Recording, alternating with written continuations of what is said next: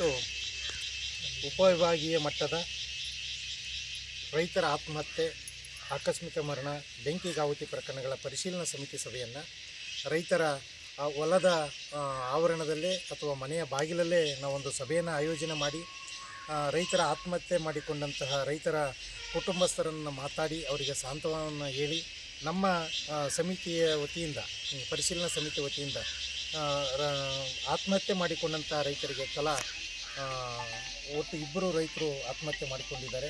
ಅವರಿಗೆ ಎಲ್ಲ ದಾಖಲೆಗಳನ್ನು ಪರಿಶೀಲಿಸಿ ತಲಾ 5 ಲಕ್ಷ ರೂಪಾಯಿಗಳ ಪರಿಹಾರಕ್ಕೆ ನಾವು ಶಿಫಾರಸನ್ನು ಮಾಡಿದ್ದೇವೆ. ಅವರಿಗೆ ಇನ್ನು ಕೆಲವೇ ದಿನಗಳಲ್ಲಿ, ಇನ್ನು 1 ರಿಂದ 2 ತಿಂಗಳೊಳಗಾಗಿ ಅವರಿಗೆ DBT ಡೈರೆಕ್ಟ್ ಮನಿ ಟ್ರಾನ್ಸ್ಫರ್ ಆಗ್ತದೆ.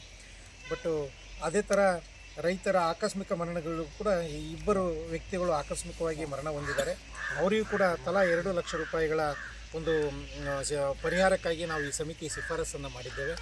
ನಾವು ಅದನ್ನು ಹೇಳಲಿಕ್ಕಾಗಿ ಇಲ್ಲಿ ಬಂದಿಲ್ಲ, ಅವರಿಗೆ ಒಂದು ಧೈರ್ಯವನ್ನು ತುಂಬೋಣ. ಅವರ ಒಂದು ನೋವಿನಲ್ಲಿ ನಾವು ಕೂಡ ಭಾಗಿಯಾಗಿದ್ದೇವೆ.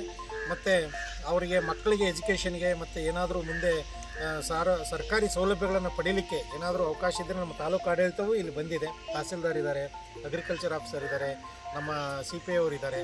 ಎಲ್ಲ ರೀತಿಯ ಸಹಕಾರವನ್ನು ಅವ್ರು ನೀಡ್ತೇವೆ. ಅವರು ಎದೆಗುಂದಬಾರ್ದು, ರೈತರು ಅವರ ಕುಟುಂಬ ಎದೆಗುಂದಬಾರ್ದು, ಧೈರ್ಯದಿಂದ ಮುನ್ನುಗ್ಗಿ ಜೀವನವನ್ನು ಕಟ್ಟಿಕೊಳ್ಳಬೇಕು ಅಂತಂದೇಳಿ ಈ ಸಂದರ್ಭದಲ್ಲಿ ಅವರಿಗೆ ಧೈರ್ಯನ ಹೇಳ್ತಾ ಈ ಸಭೆಯನ್ನು ಮುಕ್ತಾಯ ಮಾಡ್ತೀನಿ. ನಮಸ್ಕಾರ.